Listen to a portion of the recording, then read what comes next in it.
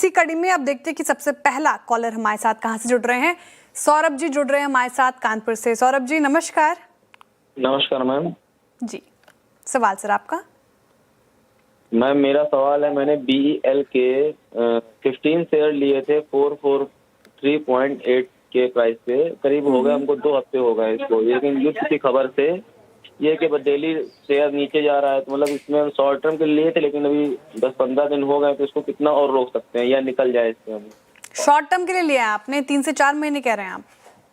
हाँ 3 से 4 महीने रुक सकते हैं, मतलब अब लॉस है तो अब लॉस कवर करने के लिए तो रुक सकते हैं।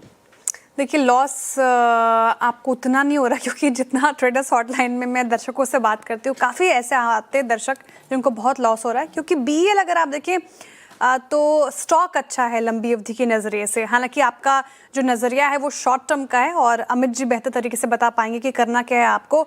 अमित जी, आज एक रिपोर्ट देख रही थी मैं, जेफरीज की थी कैपिटल गुड्स पे, उसमें डिफेंस में उन्होंने BEL चुना है, प्रिफर्ड पिक रखी है। और हालांकि ब्रोकरेजेस के जो व्यू आते हैं वो लंबी अवधि के नज़रिए से ही आते हैं, लेकिन चार्ट्स पर तो कमज़ोर रहा है। इन्होंने 2 हफ्ते पहले लिया था तो अब लॉस झेल रहे हैं। 37 रुपये प्रति शेयर का एक महीने में करीब 9% टूटा इस काउंटर।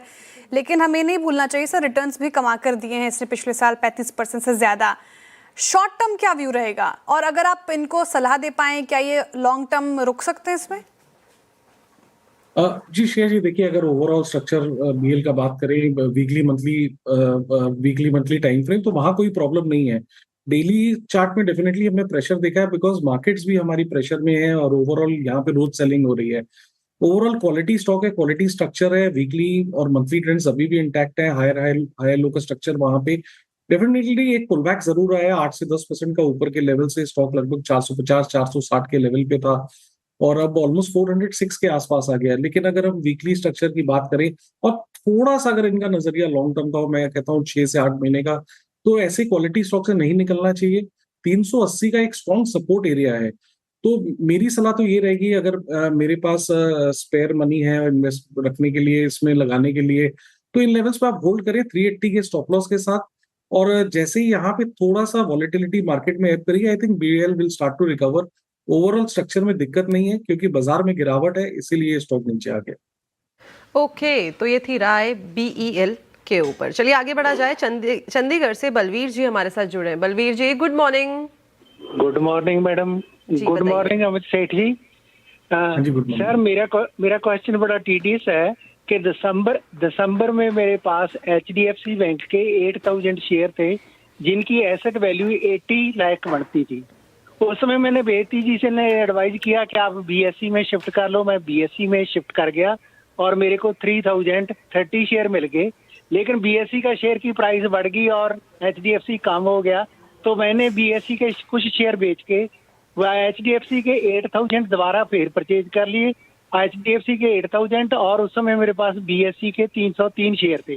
बेहती जी ने बताया कि 890 का आप स्टॉप लॉस लगा लो। 890 पर मेरे वो HDFC के सारे शेयर बिक गए। उसके बाद मैंने अप्रोक्सीमेटली 1.5 महीना वेट किया, कहीं पर भी उस अमाउंट को इन्वेस्ट नहीं किया। लेकिन लास्ट वीक में मैंने फिर HDFC के 8000 शेयर फिर परचेज कर लिए, और जो मेरी प्राइस है, परचेजिंग प्राइस, वो 756 रुपीज 52 पैसा है। और इसके एडिशनल में मैंने 345 शेयर HDFC बैंक के और BSE के और परचेज कर लिए। इस समय मेरे पास BSE के 648 हैं और HDFC के 8000 हैं। मेरे को ये चाहिए कि नो डाउट आज भी मैं इन दोनों में मेरे पास सेविंग्स में है, आता है, प्लस ही हूँ। मेरे को चाहिए अब कि इसका स्टॉप लॉस क्या रखें और इसको मैं समझ गई आपका टारगेट क्या रखें। जी मैं समझ गई। बलवीर जी एक बात बताइए, आपने ये पेपर में लिखी थी क्या पूरी स्क्रिप्ट? हाँ मैडम, मैंने लिखा हुआ है इसमें, बेटी जी को लिखा था पहले। ओके ठीक है। जिस्ट ऑफ द स्टोरी में बताती हूँ कि आपके पास 8000 शेयर्स हैं HDFC बैंक के, और 756 की आपकी एवरेज जो है आपने करा हुआ है, और HDFC बैंक इस टाइम पे ऑन एन एवरेज उसी स्तर के आसपास कामकाज कर रहा है। अमित जी, HDFC बैंक हमने देखा ही है कि पिछले कुछ रिसेंट टाइम में यहाँ पे कंसर्न्स जो हैं वो होवर होते हुए दिखाई दिए हैं, लेकिन आगे का नजरिया किस तरीके का? जी देखिए, जितना मैंने इनका समझा है, जिस ऑफ द स्टोरी ये है कि बेसिकली एक पेयर ट्रेडिंग कर रहे हैं HDFC बैंक और BSE में अपने हिसाब से। जब इन्हें लगता है कि एचडीएफसी बैंक लेना चाहिए उसमें शिफ्ट कर जाते हैं। एनीवे स्टॉक बाय स्टॉक आते हैं। पहले हम बीएसई लिमिटेड की बात करेंगे। बीएसई लिमिटेड का स्ट्रक्चर अभी भी पॉजिटिव है। इस मार्केट में भी रिलेटिव स्ट्रेंथ बीएसई का स्ट्रॉन्ग है, हाई लोज का स्ट्रक्चर है। थोड़ा सा पुल बैक जरूर है, but that is due to the market. तो बीएससी में तो पहले आप स्टॉप लॉस यहाँ पे लगा के रखे 2775 का, 2775 का बीएससी में स्टॉप लॉस लगाएं और उसे होल्ड करें। एचडीएफसी बैंक में देखिए, मैं आपको ऑनेस्ट सलाह यही दूंगा कि इमोशनल नहीं होना चाहिए स्टॉक के साथ। स्टॉक ने 800 के लेवल का एक क्रूशियल सपोर्ट ब्रेक किया है। 200 डे मूविंग एवरेज भी ब्रेक हो गया है। आज के सत्र में भी यहाँ प्रेशर बना हुआ है और ऑनेस्टली अगला सपोर्ट स्टॉक का 710 के आसपास ही आता है। तो कोई भी कारणवश अगर यहाँ प्रेशर बना रहे और जिस हिसाब से स्टॉक का परफॉर्मेंस है, अगर ये स्लिप कर गया तो आपको यहाँ पे लॉस होगा। तो मेरी सलाह ये है, just because the stock presently is in down trend और आपको 7-8 रुपए का मुनाफा है, मेरे हिसाब से आपको अपना मुनाफा प्रोटेक्ट करना चाहिए और इस स्टॉक से एक बार निकलना चाहिए। ओके, एचडीएफसी बैंक से निकलने की सलाह है। अब अमित जी तो बहुत ही विवेकशील है, उन्होंने फट से पहचान लिया कि बोलना क्या है, करना क्या है। मैं तो एचडीएफसी में ही फंस गई थी। ऑन लाइटर नोट, बहुत अच्छा लगा बलवीर जी से बात करके और उनको सुनकर। प्रॉफिट बुक करना है आपको एचडीएफसी बैंक में और बीएससी को होल्ड कर सकते हैं। देखिए, एचडीएफसी बैंक तो चार्टिकली भी वीक हो गया है और फंडामेंटली भी अभी जो खबरें आई हैं, एक तो चेयरमैन का इस्तीफा, फिर 3 एग्जीक्यूटिव लीडर्स को निकाला गया, तो वो चीज़ें भी थोड़ी दिक्कत है, सरदर्द है एचडीएफसी बैंक में। अब आगे बढ़ते हैं और हमारे साथ जुड़ रहे हैं संतोष पटेल जी मुंबई से। संतोष जी, गुड मॉर्निंग, नमस्कार। नमस्कार मैम जी, सवाल सर आपका। मैम, मेरे पास टोरेंट पावर का स्टॉक है 100 शेयर, जो कि 1471 पे, और मैं 3 महीना होल्ड करता हूँ, तो ज्यादा भी होल्ड कर सकता हूँ। तो मुझे और एवरेज करना चाहिए या फिर इस पे क्या व्यू रहेगा वो जानना था मैम। राइट, देखिए टोरेंट पार आप 95 रुपए प्रति शेयर का लॉस झेल रहे हैं, लेकिन पार स्टॉक्स में हमने स्ट्रेंथ देखी। जब मार्केट गिर रहा था तब भी ये पूरे पैक चल रहे थे, लेकिन टोरेंट पार कैसा लग रहा है चार्ट पर? 1 महीने में ये भी करेक्ट हो चुका है 12% और 6 महीने का चार्ट देख रही हूँ तो 13-14% का रिटर्न मिला है। अमित जी, तो होल्ड करने की राय होगी क्या या फिर यहाँ से निकले? श्रेया जी, देखिए, टोरेंट पावर ने एक बेस बनाने की जरूर कोशिश की और इनफैक्ट स्टॉक में कुछ दिनों पहले यहाँ ब्रेकआउट भी आया था 1420 के लेवल्स पे। उसके बाद स्टॉक ने लगभग 1590 तक के लेवल्स देखे और वहां से हमें कंटिन्यूअस पुल बैक देख रहे हैं। थोड़े बहुत मूविंग एवरेजेस यहाँ पे ब्रीच हो गए हैं। क्वाइट अ पॉसिबिलिटी की स्लाइड करते करते ये 1300 तक चला जाए। तो मेरी सलाह तो ये है कि एक बार जो इसका बेस ब्रेकआउट था वो for the time being fail हो गया। मैं ये नहीं कहूंगा कि आगे जाके नहीं हो सकता, बट एक बार ये वापस अपने बेस के अंदर आ गया है। अगर आप स्टॉक्स लाइक एनटीपीसी देखें, उन्होंने अपने लेवल्स फिर भी मेंटेन किए, बट टोरेंट पावर ने अपना बेस ब्रेकआउट गिव अप कर दिया है। तो इसीलिए मेरी सलाह ये है कि एक बार आप यहाँ से निकल जाए तो बेटर है, बिकॉज अगर थोड़ा और प्रेशर बना तो मे बी 1320 1300 भी पॉसिबल है यहाँ पे। ओके, तो ये थी राय टोरेंट पार के ऊपर। चलिए आगे बढ़ा जाए और अगले दर्शक वेस्ट बंगाल से हमारे साथ शांतनु जी जुड़े हैं। शांतनु जी, गुड मॉर्निंग। गुड मॉर्निंग जी, बताइए क्या सवाल? मेरा फैक्ट का 100 शेयर है। ओके। 1016 करके, तो उसको क्या करना है? लॉन्ग टर्म पर्सपेक्टिव के लिए रखें आप? लॉन्ग टर्म के लिए रखा है, 2 साल और भी रुक जाएगा। ओके। फैक्ट अगर देखा जाए 1016 पे आपने खरीदा है और 100 शेयर्स हैं आपके पोर्टफोलियो में, वहां से काफी ज्यादा जो करेक्शन है वो आ गया है। इनफैक्ट अगर बाइंग की बात करी जाए तो वो भी आपने हायर साइड में ही की है। और पिछले कुछ सालों में अगर फैक्ट का शेयर देखें तो एक साइडवेज मोमेंटम जो है वो यहाँ पे स्टिक अराउंड होके बैठा हुआ है। कोई मेजर अपसाइड नहीं देखने को मिला है उसके बाद। लेकिन अमित जी, अब क्या करा जाए, क्योंकि काफी करेक्ट हो गया है बाइंग लेवल से? जी डेफिनेटली, स्टॉक कुछ दिनों से साइडवेज है और रिसेंटली जो पुल बैक आया, स्टॉक ने 200 एमआ पे सपोर्ट लिया और वहीं से हमने 2 दिन पहले एक रिवर्सल देखा विद वॉल्यूम्स। तो अब इन लेवल्स पे लॉस बुक करने की सलाह ये नहीं है, क्योंकि 200 एमआ से हमने बाउंस देखा है, तो देयर इज अ पॉसिबिलिटी कि थोड़ा बहुत ये और बढ़े और थोड़ा बहुत आगे चल के इनका लॉस कम हो। तो सलाह यहाँ पे ये है कि आप एक 730 रुपीज का स्टॉप लॉस लगाएं और फैक्ट को होल्ड करें। ओके, फैक्ट अभी फिलहाल होल्ड करने की राय है ऊपरी स्रोत से, लेकिन थोड़ा कमजोर हुआ है। अच्छा, नेक्स्ट कॉलर से बात करें उससे पहले कुछ सोशल मीडिया क्वेरीज मैं निपटाना चाहूंगी। अच्छा, 2 क्वेरीज लेते हैं, एक भारतवंशी मनु जी और अजय जी का। इटर्नल पर भारत वंशी जी पूछ रहे हैं, आई होप आपका नाम यही हो, यूजर नेम तो यही दिखा रहा है मुझे। अच्छा, इटर्नल पर जो उनकी खरीद है, ये कह रहे हैं कि 180 की खरीद थी, फिर 290 पर उन्होंने एग्जिट मारा, उसके बाद 282 में एंट्री की फिर से, अब 242 पर कितना समय तक कॉस्ट रिकवर करेगा? 242 से भी नीचे आ गया है, अब तो 236 के लेवल पर कर रहा है कारोबार भारत जी इटर्नल। और अमित जी, हमने देखा लगातार इसमें कमजोरी रही है, आज भी देखिए 2.5% ज़्यादा की गिरावट, दीपेंद्र गोयल जी के इस्तीफे के बाद हमने ये प्रेशर बनता देखा है, और पूरे स्पेस में अगर आप देखें तो थोड़ा कंपटीशन भी ज़्यादा हो गया है। और एक रिपोर्ट भी देख रही थी मैं कल या परसों, Blinkit in comparison to other apps थोड़ा महंगा भी है, तो ये कहीं ना कहीं कंज्यूमर के सेंटिमेंट को इम्पैक्ट करेगा। चार्ट्स पर क्या राय रहेगी इटर्नल की? इनकी जो खरीद है वो 242 पर है, अब क्या किया जाए? श्रेया जी, देखिए स्ट्रक्चर तो डेफिनेटली वीक है और कंटिन्यूअसली हमने यहाँ पे गिरावट देखी है। ये बात सही है कि पिछले कुछ दिनों में थोड़ा बाउंस देखा हमने यहाँ पे स्टॉक में, लेकिन फिर से वो 20 डबा पे उसने रेजिस्टेंस लिया है।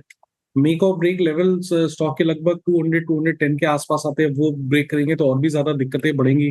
तो मेरी सलाह ये है कि ओवरसोल्ड स्टॉक है, थोड़ा बहुत जो बाउंस है, आज तो चलो मार्केट खराब है और ये थोड़ा नीचे है, तो कोई भी बाउंस में जहां पे इनका लॉस कम हो, सलाह ये है कि यहाँ से निकलने की कोशिश करें, बिकॉज इसका डेली और वीकली ट्रेंड दोनों वीक है।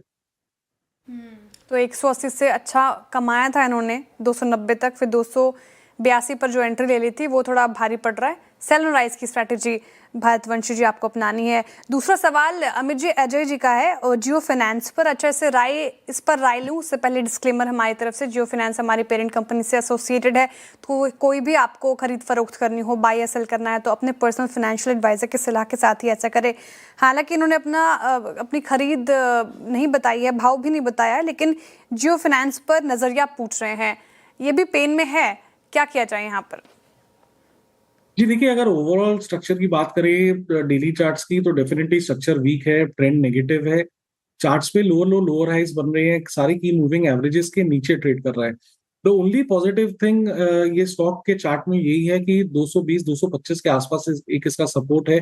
सपोर्ट पे इसने प्राइस और आरएसआई की डाइवर्जेंस एक चार्ट्स में फॉर्म किए, which indicates a bounce is possible, क्योंकि मार्केट में इतना ज्यादा प्रेशर है, दैट इज वाई ये सारी डाइवर्जेंसेस जो बुलिश साइड में इतने अच्छे से भी प्ले आउट नहीं कर रही हैं। लेकिन थोड़ा सा बेनिफिट ऑफ डाउट इसको देते हैं, बिकॉज सपोर्ट आसपास है। 225 का एक स्टॉप लॉस आप लगाएं और इस स्टॉक को होल्ड करें, प्रोबेबली ये 240-245 की तरफ जा सकता है, वहां पे हम इसको फिर से रिव्यू कर लेंगे। ओके, तो ये थी राय जियो फाइनेंशियल पे, और स्टैंडर्ड डिस्क्लेमर आपको ऑलरेडी दे दिया गया है। चलिए आगे बढ़ते हैं, और फटाफट से हमारे साथ एक दर्शक जो हैं कॉल लाइन पे जुड़ गए हैं, Jogeshwar ji. Jogeshwar ji, good morning. Good morning madam. जी बताइए, क्या सवाल? मैडम, मेरे पास ना 350 शेयर्स है ISGEC मशीनरी के। I can hold it for 6 months. Okay, ठीक है। बाइंग प्राइस है 930 रुपीज, 350 शेयर्स हैं पोर्टफोलियो में। पिछले 1 साल में अगर इसकी जर्नी देखी जाए तो काफी निराशाजनक हमें देखने को मिली है। इनफैक्ट 2024 के बाद लगातार यहाँ पे एक डाउन ट्रेंड का सिलसिला जो है वो बनता हुआ दिखाई दिया है। 1600 के स्तर से लगातार गिरावट देखने को मिली है। बट आगे क्या करा जाए? अमित जी, क्या लगता है आने वाले 6 महीने में कितनी रिकवरी दिखा सकता है, and looking at the current market condition?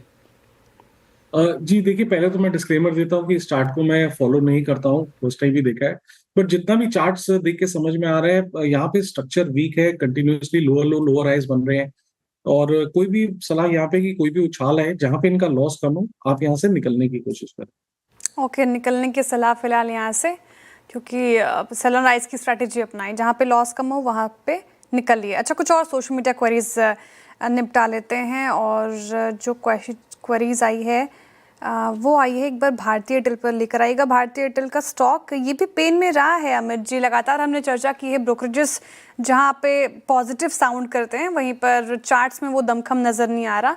हालांकि थोड़ा आज रिकवरी दिखाने की कोशिश कर रहा है, कितनी टिकाऊ होगी वो बड़ा क्वेश्चन मार्क है।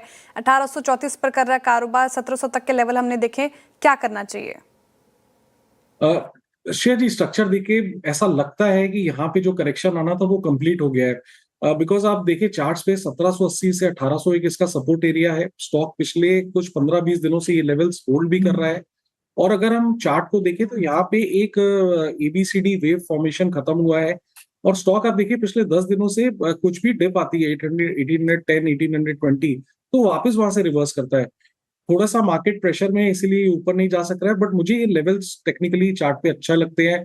डाउनवर्ड साइड में एग्जॉशन नजर आ रहा चार्ट्स में। 1780 का इसका एक स्ट्रॉन्ग सपोर्ट है, तो कोई भी व्यू के लिए आप एक 1780 का स्ट्रॉन्ग स्टॉप लॉस लगाएं और इसे होल्ड करें। 1780 टूटेगा तो दिक्कतें बढ़ सकती है, बट फिलहाल ये लेवल्स अच्छे लग रहे हैं।